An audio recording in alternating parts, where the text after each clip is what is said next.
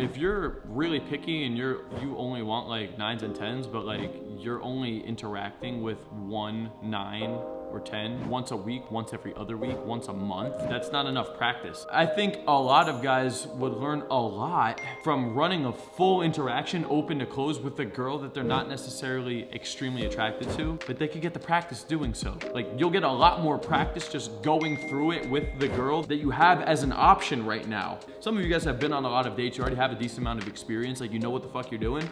If that's you, well then, okay, you don't need to be like going for that. But I can tell you personally, man, like the first girl I ever told, like, I don't know what she looks like anymore, I would not show her publicly, like, she's not an attractive woman, and that's okay. Just like the first time I went into the gym, the weight I put up was embarrassing, and that's okay. Now, I'm putting up impressive fucking weight. If you don't go through it, it's very hard to get good and confident at it, and when you want to get a 9 or a 10, like, most likely, if it's out of your reality at the moment, you don't even feel entitled enough to get it. I guarantee you, if you wanted a 9, and you had already fucked 28s and 7s, you would feel more confident talking to the 9 versus you never did that and you're just talking to 9s periodically. The times I run my best interactions is when I just came off of other interactions. If I went out Friday night, Saturday night and was just sober and like went all out and ran like a really good set, and then I do a Sunday live, it's usually fucking crazy. I'm just in an amazing social flow. I'm like fully tapped in. I have all these fresh reference experiences to pull from. That's usually when it's the best. Now, let's just say I hadn't gone out in a month,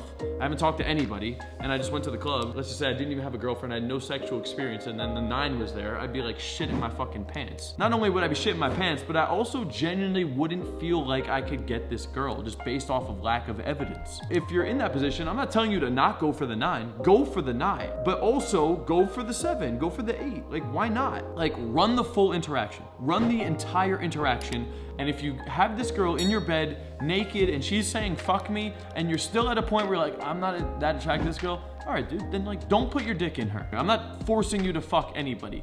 But here's the other thing that you don't realize is that I promise you, Saturday night at 2 a.m., 3 a.m., when you have that naked girl in your bed and her pussy's wet and she's telling you to fuck you, like, you're probably gonna wanna fuck her anyway versus going to bed alone. You think that you don't want to do it, but like, probably would do it if you actually just went through it, and you'll feel a lot better about it too. That's my thought. That was always my thought process on this, because it doesn't make sense. Like, I don't just go into the gym and go to 315 bench press, and I've never benched. I don't just go onto the basketball court and fucking 360 windmill. I don't go into any art form and perform at a high elite level without putting in reps at a lower skill level. So why would this be any different? It doesn't make sense. So go for both, dude. Like go for the 9, because by going for the 9, it's gonna make the 7 and the 8 less intimidating. They kind of build off of each other. You go for the 7, you feel good about yourself, maybe your brain's like, but she wasn't that hot. I don't care, dude. If you haven't gotten laid in a little bit and you fuck 7, like, you'll still feel good about it. You'll still have some reference experience. We can still break down the interaction. You'll still go through the motions of escalating and seduction.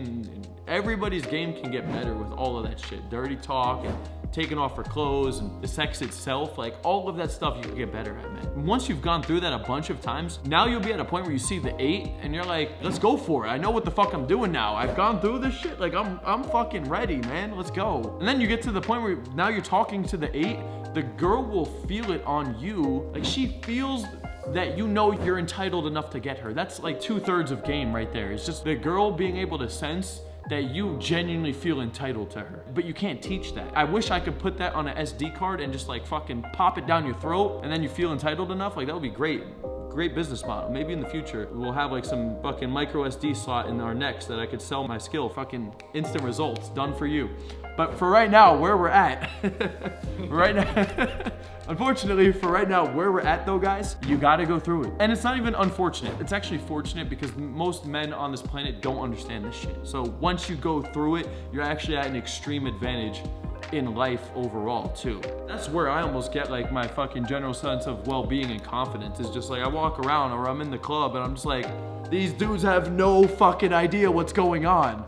You know, like, nobody gets it, dude. That's the crazy thing. Like, what we're talking about here, like, nobody gets this shit. So you should almost be happy in the sense that it's difficult, but you also have the awareness that you can now go through this shit and become fucking top 1%.